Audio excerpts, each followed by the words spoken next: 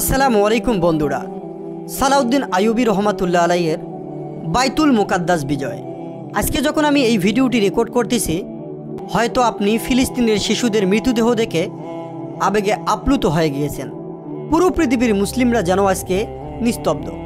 পুরো পৃথিবীর মুসলিম শাসকরা আজকে যেন কাপুরুষে পরিণত হয়েছে। অথচ মুসলিমদের ইতিহাস কতটা না গর্বে ভরা। আসুন আমরা জানি সালাউদ্দিন আইয়ুবী রহমাতুল্লাহ আলাই কীভাবে জেরুজালেম তথা বাইতুল মুকাদ্দাস বিজয় করেছিলেন। ইসলামের প্রথম কেবলা ও রাসূলুল্লাহ সাল্লাল্লাহু আলাইহি সাল্লামের স্মৃতিবাহী মসজিদ হিসেবে বাইতুল মুকাদ্দাসের বিশেষ মর্যাদা রয়েছে মুসলিমদের কাছে। নবী আলাইহিসসালামগণের পদচারণে মুখরিত পবিত্র এই ভূমির সঙ্গে ঐতিহাসিক অনেক কারণেই জড়িয়ে আছে মুসলিমদের ধর্মীয় আবেগ।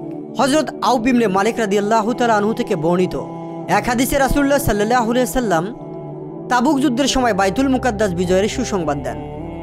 রাসূল সাল্লাল্লাহু আলাইহি সাল্লামের ইন্তেকালের মাত্র 5 বছরের মাথায় 15 হিজরি মোতাবেক 636 সালে মুসলিম বাহিনী বাইতুল মুকাদ্দাস বিজয় করে। হযরত আবু উবাইদা আমির ইবনুল জাররাহ রাদিয়াল্লাহু তাআলা আনহু এই বিজয়ের নেতৃত্ব দেন। কোনো সংঘাত রক্তপাত ছাড়াই এই বিজয় অর্জিত হয়। ঐতিহাসিক তাবারি বলেন, বাইতুল মুকাদ্দাসের খ্রিস্টান শাসকরা যখন শুনল আবু উবাইদার নেতৃত্বে মুসলিম বাহিনী বাইতুল মুকাদ্দাস অভিমুখে অগ্রসর হচ্ছে, তখন তারা প্রতিরোধের সাহস হারিয়ে ফেলে এবং আবু উবাইদার সঙ্গে সন্ধির প্রস্তাব দেয়। আবু উবাইদা তা গ্রহণ করেন। হযরত ওমর রাদিয়াল্লাহু তাআলা আনহুর বাইতুল মুকাদ্দাসের আগমনের মধ্য দিয়ে খ্রিস্টান শাসকদের সঙ্গে সন্ধি চুক্তি সম্পন্ন হয়। উমাইয়া আব্বাসী ও সেলজুক শাসনামলে বাইতুল মুকাদ্দাস ও ফিলিস্তিনের উপর মুসলিম বাহিনীর আধিপত্য অক্ষুণ্ণ থাকে।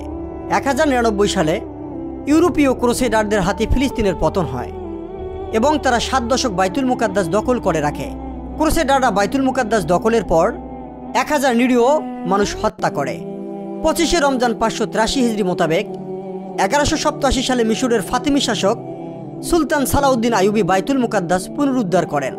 মসজিদুল আকসা উদ্ধার করা ছাড়াও বাইতুল মুকাদ্দাস অভিযানের পেছনে সুলতান সালাউদ্দিন আইয়ুবীর আরেকটি উদ্দেশ্য ছিল, তা হলো হজযাত্রীদের চলাচলের পথ নিরাপদ করা। বাইতুল মুকাদ্দাস নিয়ন্ত্রণ হারানোর পর 1187 সালে একদল হজযাত্রীর ওপর হামলা ও লুণ্ঠনের ঘটনা ঘটে। আক্রান্ত মুসলিমরা সুলতান সালাউদ্দিন আইয়ুবীর কাছে এই পথের নিরাপত্তা চেয়ে চিঠি লেখেন। অন্যদিকে বাইতুল মুকাদ্দাসের শাসক বেলিয়ান ডিউবিলিন বাইতুল মুকাদ্দাসে অবস্থানরত মুসলিমদের হত্যা করার হুমকি দেন।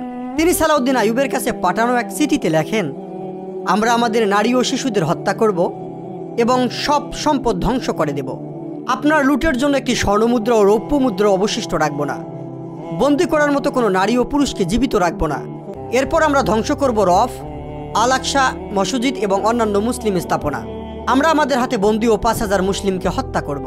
মুসলিম হজযাত্রীদের আবেদন এবং খ্রিস্টান শাসকদের হুমকির কয়েক মাসের মধ্যে সালাউদ্দিন আইয়ুবী এই অভিযান পরিচালনা করেন এবং হাতিনের যুদ্ধে বাইতুল মুকাদ্দাস জয় নিশ্চিত করেন।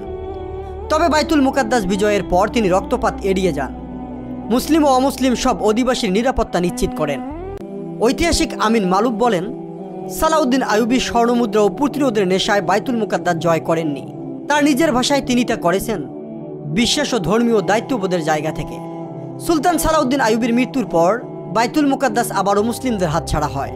তবে 11 বছর পর সুলতান নাজিমুদ্দিন আইয়ুব 1244 সালে তা পুনরুদ্ধার করেন। 1244 সাল থেকে 1917 সাল পর্যন্ত বাইতুল মুকাদ্দাস মুসলিম শাসকদের অধীনেই থাকে। প্রথম বিশ্বযুদ্ধে তুরস্কের সাথে ওসমানিয়া সাম্রাজ্য পরাজিত হলে 1917 সালে বাইতুল মুকাদ্দাস ব্রিটিশদের শাসনাধীন হয়। ব্রিটিশরা বেলফোর ঘোষণার মধ্য দিয়ে পবিত্র ভূমিকে ইহুদিদের হাতে তুলে দেয়। প্রিয় বন্ধুরা, আজকে আমরা মার খাচ্ছি, আজকে আমরা লাঞ্ছিত হচ্ছি, অপমানিত হচ্ছি, কিন্তু আমাদের ইতিহাস ঐতিহ্য কতই না গর্বের। আমরা কি আবারও পারবো না সেই বাইতুল মুকাদ্দাস জয় করতে? ইনশাল্লাহ পারব।